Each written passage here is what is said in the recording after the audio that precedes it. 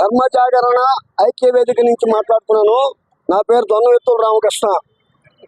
హిందూ ధర్మానికి విఘాతం కల్పించే ఎదవైన మట్టి కల్పించాల్సిందే, మట్టి కరవాల్సిందే అనే దానికి ఒక్క ఉదాహరణ చెబుతున్నాను. లోగడ ముఖ్యమంత్రిగా పనిచేసిన ఒక దగులుబాజీ కుక్క చావు తెచ్చాడు. 2 కొండలే చాలు, 7 కొండలు వద్దని, ఏ కొండలేదు వద్దని కొండలేదు గుర్తుకుని చచ్చిపోయాడు.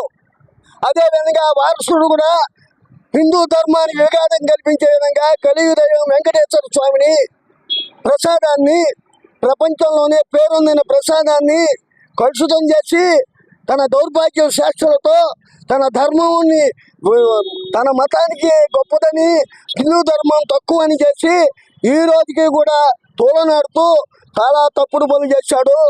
హిందూ ధర్మానికి విఘాతం కల్పించాను అనుకున్న 5 సంవత్సరాలు కూడా అదే విధంగా ఆ దగులుబాజీ క్షమాపణ చెప్పాలి. ఆ ప్రసాదాన్ని కల్తీ చేసినందుకు శిరస్సు వంచి తిరుపతి వెంకటేశ్వర స్వామి వద్ద మొక్కాలి. అదే మేము కోరుకునేది. జై శ్రీరామ్.